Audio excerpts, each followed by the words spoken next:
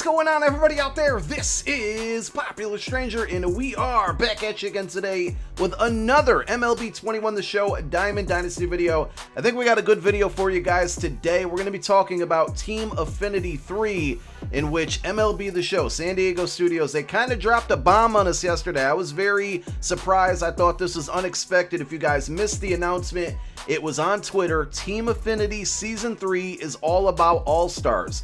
Earn your favorite team's 2021 All-Star Series Diamond and MLB The Show 21 by completing division-specific missions. 7/12, that's a week from today. So next Monday, we are getting Team Affinity Season 3.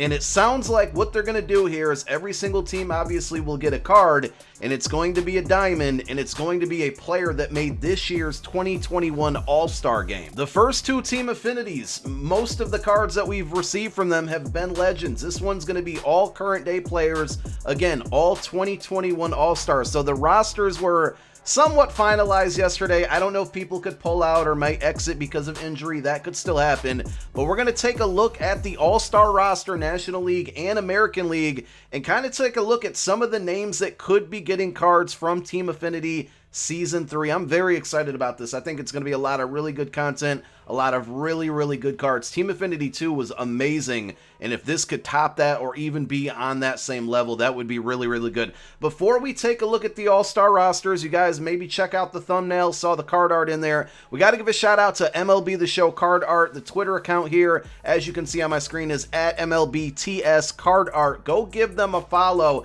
because they allowed us, and I appreciate doing so, allowed us to use the card art within the thumbnail for this video. So here, it's just a concept. These aren't guaranteed to happen, but these are all players that are making the All-Star game. Will they give us 99 overalls? Will they be 98s, 97s? You know, we don't know. We'll find out soon, hopefully enough, again, a week from today. But shout outs again to MLB The Show Card Art. He's got a Fernando Tatis, a Shea Ohtani, Ronald Acuna, and a Vlad Jr. card art there. It looks really clean. I liked it a lot. So shout outs to him for letting me use that card art. Now, let's go ahead and take a look at the All-Star rosters. This, again, is as of yesterday, July 4th. And it's not to say that every single one of these players is going to get a card. Obviously, only one card per team, and there's a lot of teams that have multiple All-Stars, of course, so we don't know who exactly is going to get what card for each team. But I know in the past, for the last Team Affinity, they did a lot of team reveals or Twitter reveals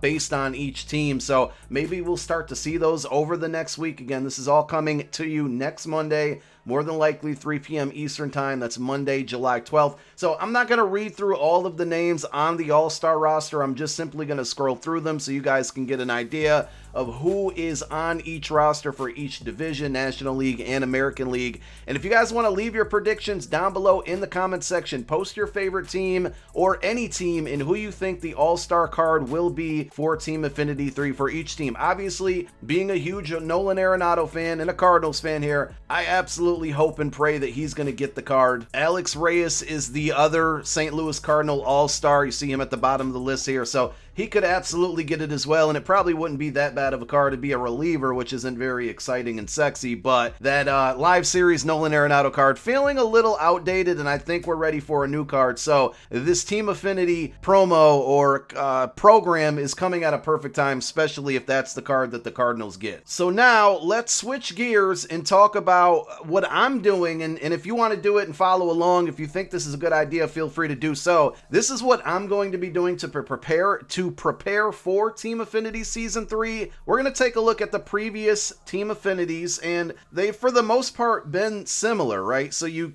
pick a division. I'll just go NL Central, and within the division there are missions, moments, a conquest map, March to October collections, and exchanges. These are different ways to get the Team Affinity tokens, and typically maxing out the whole thing is going to give you all 5 Team Affinity cards for each division, and the goal here is to get all 6 of them done at 100%. We've knocked out 1, we've knocked out Season 2, Season 3 is coming. A big key to it is the collections. Sorry, I didn't mean to say that. A big key to it actually is the exchanges. Now remember the difference, this is a good teaching point because I almost messed it up. Collections allow you to collect cards, right? And those cards will stay in your inventory, in your binder, you just cannot sell them. So So there'll likely be a collection of various cards for each specific division, but then also there are exchanges. And with Team Affinity 2, we saw 4 different exchanges, and they rewarded Team Affinity tokens. The higher you got, the more cards it required, but the bigger reward. So NL Central players 1,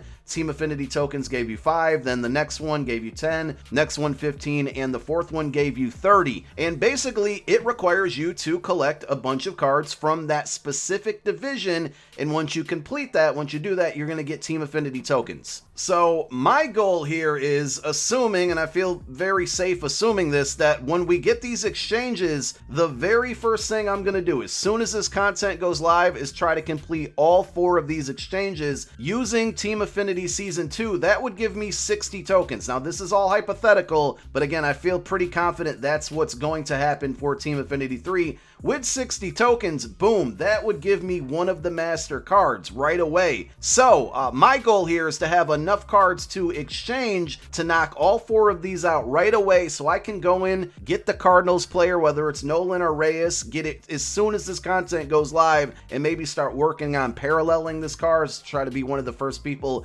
to get a super factor on whatever card that is. And obviously you need cards from each division. You may have noticed my auctions going crazy throughout this entire video. You need the cards for these divisions to complete the exchanges. So one of 2 things that you can do. If you're targeting a specific division, like you have a favorite team like I do, and you know no matter who that player is, you're going to want that card for your favorite team. You're going to want to start buying cards from that division. I'm going to show you the cheapest way to do so in a moment. But the other option that you have, and you're going to run out of time unless you do it either today or tomorrow, and by all means, this is all based on luck, but I'm just saying, if you're planning on completing all 6 divisions and you want to just load up your inventory on cards for those exchanges, don't forget, packs are on sale right now, 50% off. This ends tomorrow. Tomorrow being Tuesday the 6th at noon Pacific. I think that's 3 Eastern time that it will end. So I've opened up a lot of packs during this, 50% off sale, and I will more than likely buy a bunch of more packs and just hang on to them. But the point I'm trying to make here is you open up these packs and most of the stuff you get in these packs are garbage. I've been hanging on to all of this garbage that I've been getting from packs from these, these 50% off packs,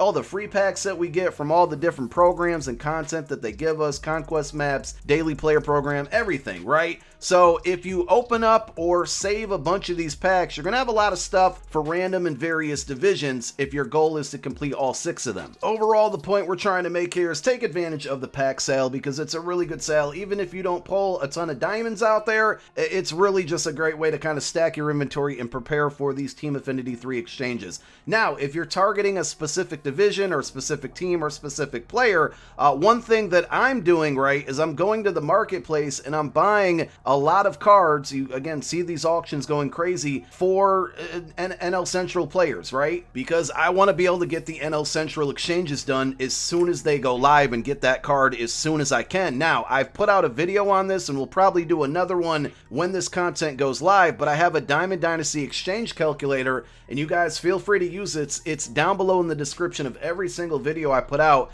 so go check it out. But here it is, and it basically tells you the cheapest cards to buy at what price in order to get the cheapest exchange rate. So basically, if we look at this spreadsheet, and I'm not going to change any values or go super deep dive on it, I'm just going to tell you right now, this has been the case all year and it still is the case.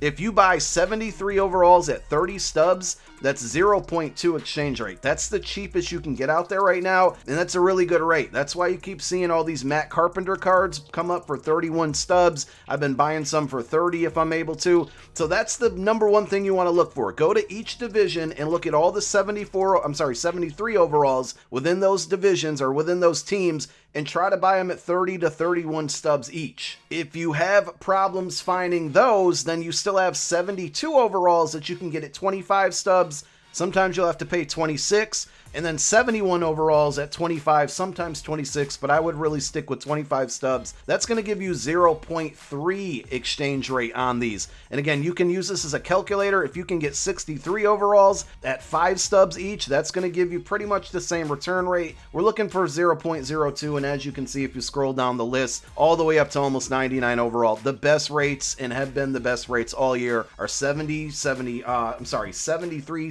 and 71s. So using using those numbers, I'll show you basically what I do. I go to our marketplace, I go to a filter here, and I'm gonna go max overall is 73. We'll put our minimum overall at 71, so we're looking for all cards in the game that are 71 to 73, and then I'm gonna go by team, and again, whatever division you are targeting, start to go through those. So I'm targeting NL Central here. I'll just go to the Cardinals, for example, and here it is. We got Matt Carpenter cards. All of these buy orders right now, 31 of them are at 31 stubs is mine. I actually had like 50 in there. As you can see, I own right now 60 something Matt Carpenter cards. I would basically continue to put in these buy orders at 31. I could probably get away with putting them in at 30. I even think these 3 buy orders at 30 stubs are mine as well. So I'm just going to keep stacking these and buying these like crazy, because this is the cheapest rate and the cheapest price that you're going to want to go in at to prepare for the exchange sets. For 72s, as you can see, we can get a bunch of these for 25 stubs. I already own 28 of them, but I'll put in a bunch more orders. I'm not going to do it through the entire video, but I would literally load out like 20 to 30 of these at 25 stubs, because these are the cheapest exchange rates. Then I would just move on to the next team. So say I bought a bunch of Cardinals. Let's go to the Pirates here, and same thing, Tyler Anderson. I have 16 or 17 of these. Remember, he's a 73 overall. We said to buy these at 30 stubs. I could probably get away for buying these at 28 stubs.